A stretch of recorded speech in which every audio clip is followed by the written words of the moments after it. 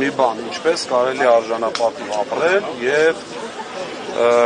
հայ տղամարդու գյուղում ծնված, գյուղում մեծացած հայ տղամարդու կերպարը։ Իմիջիալոց, որի կարիքը այսպես շատ ունենք։ Եվ երկրորդը, ինչքանով որ ես տեղյակ եմ, չասեն հիմա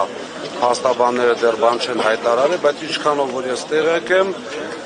հերթական շինծու ոչ իր հետ կապ ունեցող գործ է, այսինքն 3-րդ, 4-րդ, 5-րդ կապով գտել են իրենց կարծիքով ինչ-որ բան, որը կարող է կպնել Սամվել Կարապետյանը։ Նկատի ունեք դրվագը, որը ավելացվել է, այսինքն փոփոխված մեղադրված։ Այո։ Եվ ներողություն եմ խնդրում, եւ այստեղ մի շատ կարևոր հանգամանք, ես ուզում եմ, որպեսզի մեր բոլոր հայրենակիցները, ովքեր լսում են, ուշադրություն դարձնեն մի բանի վրա։ Սամվել Կարապետյանը, մի անգամ ասել եմ, կրկնում եմ, երևի թե այդպիսի հաշվարկ գոյություն չունի, ինչքան բարեգործություն է արել, բայց այս պահին էլ դեռ իր կարծիքը չի փոխել, որ բարեգործությունները չպետք է բարձրաձայնվեն։ Այսինքն ստացվում է իրենց խելքով, իրենց կարճ խելքով, որ Սամվել Կարապետյանը պատրաստ է շատ մեծ բարեգործությունների, բայց այստեղ ինչ որ փողերի լվացումով զբաղվում, մի քիչ ծիծաղելի է, չի կարելի, այսինքն բաներ կա, որոնք որ լսելն է անգամ զզվելի։ Պարոն Ղազինյան, այնքան անհիմնավոր են եղել, պարոն Ղազինյան, այն նախկին մեղադրանքները, որ նորեն են, հա, փորձում գտնել, որպեսզի գոնե դատարանին ինչ-որ մի թղթով համոզեն։ Տեսեք, իմ կարծիքով առաջին հոդվածը, որ դրվել է այդ սահմանադրական կարգի տապալման կոչը, միջին ծանրության արարք է։ Այսինքն այդ արարքով ընդհանուր նորմալ դատարանի պարագայում կալանք չի։ Նու կալանք կարելի է տալ, բայց չեն անում։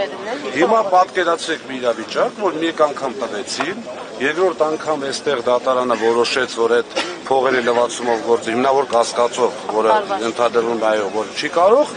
երկրորդ անգամ տվեցին նույնով, երրորդ անգամ երկարացնել կալանքի ժամկետը սահմանադրական կոչով, հիմա դուք պատկերացնեք, այսքան ինչքան մարդ կա կանգնած։ Բոլորը գոռում են, այո, ես էլ եմ միշտ ասել, հիմա կրկնում եմ, մենք մեր ձևով մասնակցելու ենք այդ ամեն ինչին, այսինքն ցիտում եմ Սամվել Կարապետյանը։ Չեք վախենում կալանավորվել։ Ճիշտն ասած, ընդհանրապես վախ չունենալն էլ ոնց որ ասում, հիմարության նշան է, բայց այս պարագայում չեմ վախենում, ինչի համար, որովհետև երբ որ մարդու խիղճը մաքուր է, երբ որ մարդը իր պետության կամ իր իր հավատքի նկատմամբ կատարվող ոտնձգություններին դեմ է կանգնում, կարծում եմ նորմալ մարդը։ Որ Ռոմանոս Պետրոսյանը պարբերաբար փոքր այսպես հաշվետվությունների տեսքով ներկայացնում է հեծում իրական այսպես իր ասելով իրական օբյեկտիվ վիճակը, ձեր դիտարկումները նախ այդ գրառումներին, բացահայտումներին եւ այլն, եւ հաջորդիվ նաեւ արբիտրաժի որոշման հետ կապված, որն այդպես էլ չկիրարկվեց Հայաստանի Հանրապետությունում, տարբեր այսպես պնդումներ, բարձաբանումներ եղան պաշտոնական, բայց մենք տեսանք, որ այս հարցում Հայաստանի Հանրապետությունը դարձյալ խնդիրներ ունի, ԶՊՄԿ-ի վերջին օրինակը Walmart ընկերության հայցադիմում է ներկայացվել պահանջը 1.5 միլիարդ դոլար։ Խնդրեմ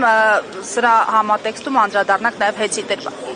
Եթե հիշում եք, 1-1.5 ամիս առաջ ես առաջարկեցի,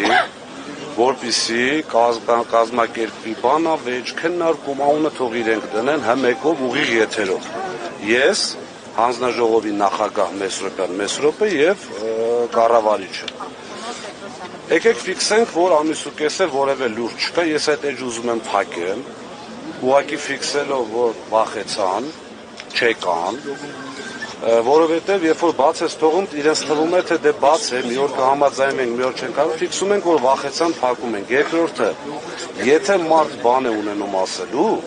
իր էջով չի նստում գրում,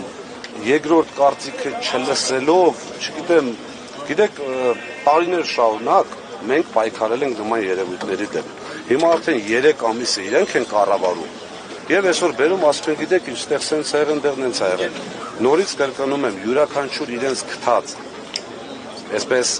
արատավոր երևույթ, որովհետև մենք տարիներով պայքարել ենք եւ հաջողության ենք հասել հաշվի առնելով այսօր հեծի վիճակը,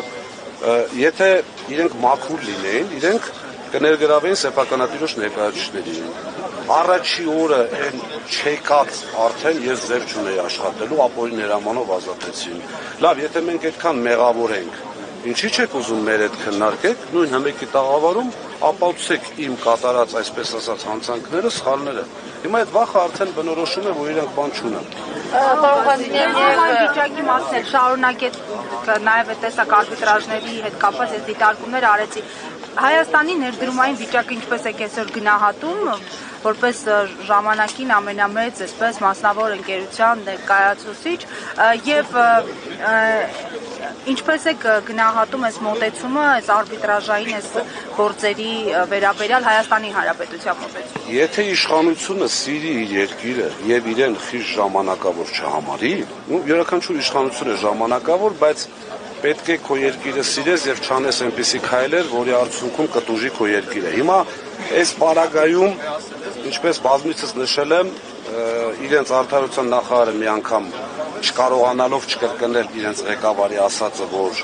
պետականացվելու, այդպիսի հասկացություն ուղղակի չկա, ասաց, որ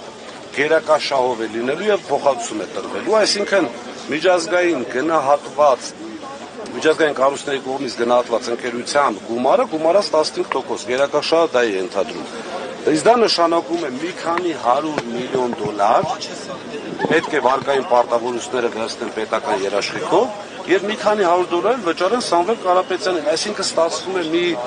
այսպես կմահաճույքի կամ վախի պատճառով պետությունը ընդհանրապես չեմ ուզում մա կոնկրետ թիվ ասեմ, որ չասեմ չգնահատած վիճակում թիվ ասում, բայց հավատացեք շատ մեծ թիվ է։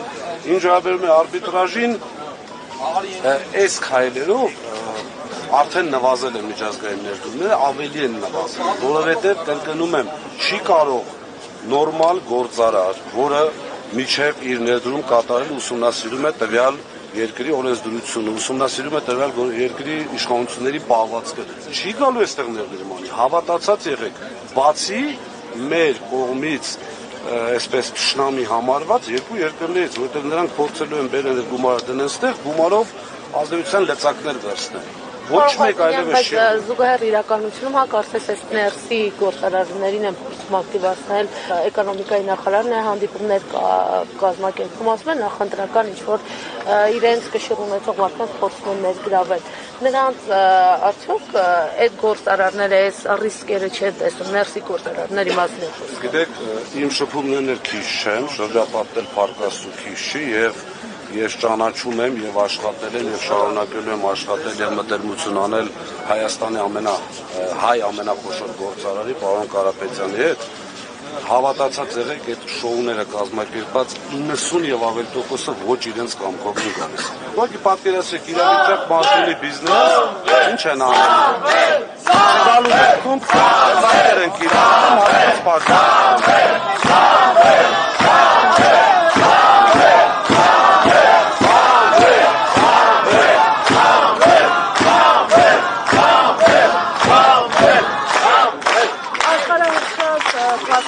Ամստերդամի այսօրվա խոսքերը իշխանություն